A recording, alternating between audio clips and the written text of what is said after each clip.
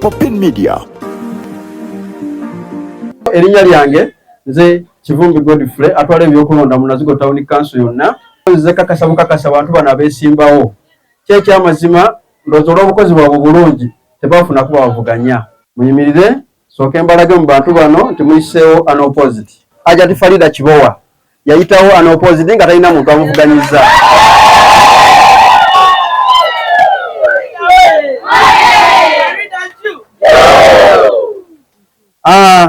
Vice we bamuyita Nagadia Joyce naye yayitawo nga talina muntu amuvuganyizza. Owamawulire twalina Matovu Plus naye teyafuna amuvuganya. Ne babeera n'omuwanika nga yenna Kate Plus naye teyafuna muntu yenna amuvuganya. Senda oye! Senda oye! Twatwala ebyokulonda nkakasiza olukiiko luno nti lwe lukiiko lw'abakyala okuva ku Nantebe paka kwasembayo olufuutuse Senda. So bannaye mbaagaliza emirimu emirungi. Ffe mulaba wano essanyu libula okututta. Erinnya lyange nze Farida Kibowa Hajat. Bwe mumanyi obulungi muwala wammwe mukwano gwammwe. Ku mulundi guno tugenda kukola ekyenjawulo. Ekisookera ddala tugenda kubabeeramu ate tugenda kubatuukako. Tugenda kubeera nga tuwuliriza amatu gaffe gagenda kubeera ku ttaka okubanga tuwuliriza ebizibu byammwe ebimu nga byetaaga ssente ebirala tebyetaaga na ssente. Okutwesiga ne mututeekamu obwesige ne mutulonda nga tewaliiwo bakyala balala ba bibiina birala abazze okutuvuganya, ekyo kitegeeza kintu kinene nnyo. Kitegeeza nti NRM wane Senda eggumidde. Tugenda kuva wano tweyongereyo ku Muluka, tweyongereyo ku Town Council, tweyongereyo ku district, ate oluvannyuma abakyala abava mu Uganda yonna era ngenda kuyimirira mbasaba akalulu.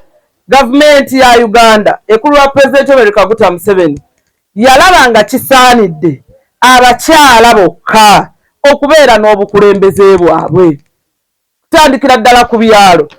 Ekigendererwa musobole okuba nga mutweyabiza, musobole okuba nga mumanya biki gavumenti byetukoledde ng'abakyala, biki byeteekateeka tukolera ng'abakyala. Ebisookera ddala ffe abakyala mubimanyi ebitusumbuwa. Tetulina ssente, tetulina ttaka, tetulina bwogerero, tuli mu mayumba g'abaami be batusuza, naye bukeera enkya n'akugamba nti fuluma nga tolina na wakudda. Gavumenti yateekawo amateeka ate neteekawo naffe abakulembeze okusobola okubayambako okubabuulirira nti tonyigirizibwa nnyo, amateeka mu Uganda gakola ki wegali. Abakyala abatutaddemu obwesige mu Uganda yonna, abakyala ku buli kyalo balonda essaawa eno, naye nze njagala kweyama ng'omukulembeze ow'abakyala mu Uganda abaddeko ate era addako. Abaddeko ate era akola ki? Insha Allah. Omulundi guno njagala kuteeka essira ku bakulembeze abakyala abasigala ku byalo abataano.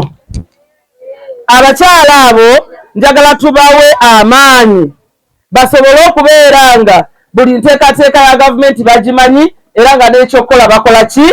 Bakimanyi. N'okubawa obweyamo mmwe ababalonze oba abatulonze nti bw'obanga olina ekizibu gendayo omukyala ono abeere ng'asobola okukola ki? Okuyambako. Abakyala b'e Senda ffe tugenda okusooka okubeera ne sako yaffe ey'oku kyalo.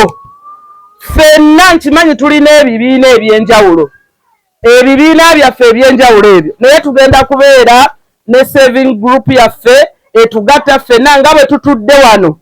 Ng'oli mukyala w'e Senda tugenda kubeera n'ensawo yaffe ekola ki? Etugatta. Era nga nze neeyamye okugiteekamu $5,000,000.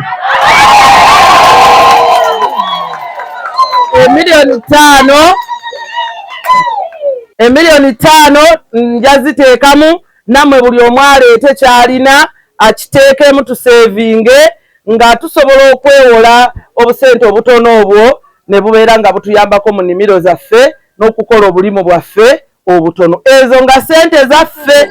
Bwotyo bw'oyogera mu kyawandiikibwa n'ogamba teri bukulu obutava eri Katonda. Buno obukulu bwava eri Katonda eri abakyala bano bonna nga balimu n'omukulembeze waffe. Mukama nsaba ekisa kya Katonda kimuyiweko okuganja, by'anaayogeranga biwulirwenga, kubanga akamwa ke okafudde ka Katonda. Bayibuli egamba nti akamwa k'obukulembeze gwe walonda gwe wayiwako amafuta olikawo obuyinza, omuwadde obuyinza otukulembera. Nange kyenva musabire entiisa ey'obwakatonda n'ekisa eky'obwakatonda kimubeereko, atusakire nga Senda, asakire eggwanga, omukulaakulanye, omuwa amafuta ag'okuganja mu linnya lya Kitaffe, Omwana n'Omwoyo Omutukuvu. Amen. Abantu ffenna ne tugamba amin. Ab'Essenda twasazeewo okuzaayo Hajjat Farida Kibowa mu kifo kya Nnabakyala asobole okugenda ng'alinnya mpola okudda ku kifo kyaliko olw'ebintu byazze atubeereramu ng'abakyala.